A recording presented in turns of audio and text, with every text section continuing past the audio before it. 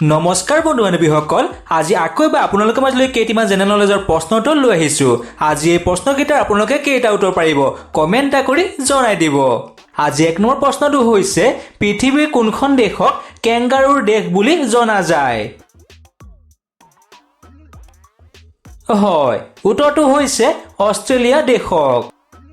2 number প্ৰশ্নটো হৈছে প্ৰথম অসমীয়া চলচ্চিত্ৰৰ কেমেৰামেনজনৰ নাম কি আছিল?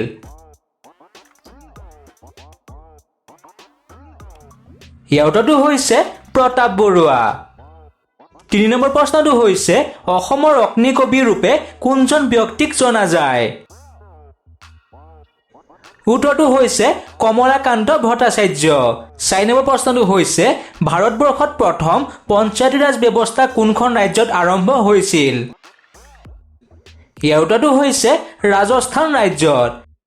5 নম্বৰ প্ৰশ্নটো হৈছে লেণ্ড অফ মিডনাইট ছান বুলি পৃথিৱীৰ কোনখন দেশক কোৱা হয়? উত্তৰটো হৈছে নৰৱে দেশক। 6 নম্বৰ প্ৰশ্নটো হৈছে মানুহৰ মগজুত কিমানডাল হাড় থাকে আপোনালোকে বাৰু জানেনে?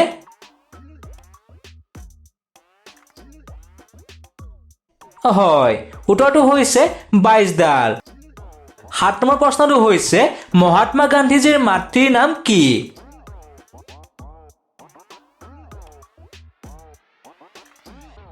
ইয়াৰ উত্তৰটো হৈছে পুতলীবাই।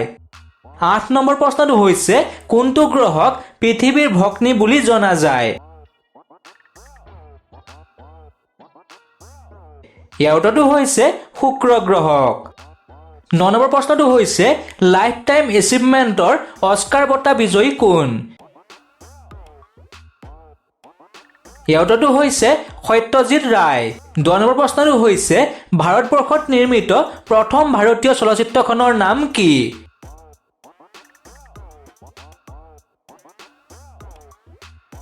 ইয়াৰ উত্তৰটো হৈছে ৰজা হৰিচন্দ্ৰ।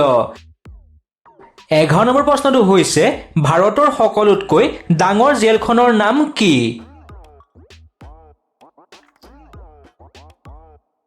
ইয়াৰ উত্তৰটো হৈছে তিহাৰ জেল। 12 নম্বৰ প্ৰশ্নটো হৈছে ঢোলৰ যাদুকৰ বুলি কোনজন ব্যক্তিক জনা যায়?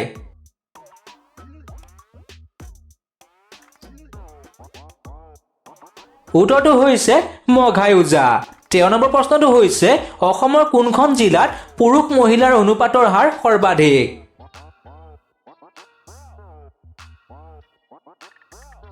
ইয়াৰ উত্তৰটো হৈছে গোৱালপাৰা জিলাত।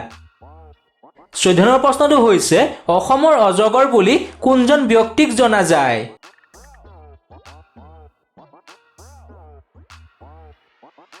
ইয়াৰ উত্তৰটো হৈছে সৈয়দ আব্দুল মালিক।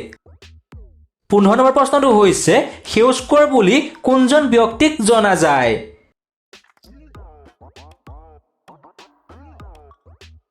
ইয়াৰ উত্তৰটো হৈছে পৰাগ চলিহা।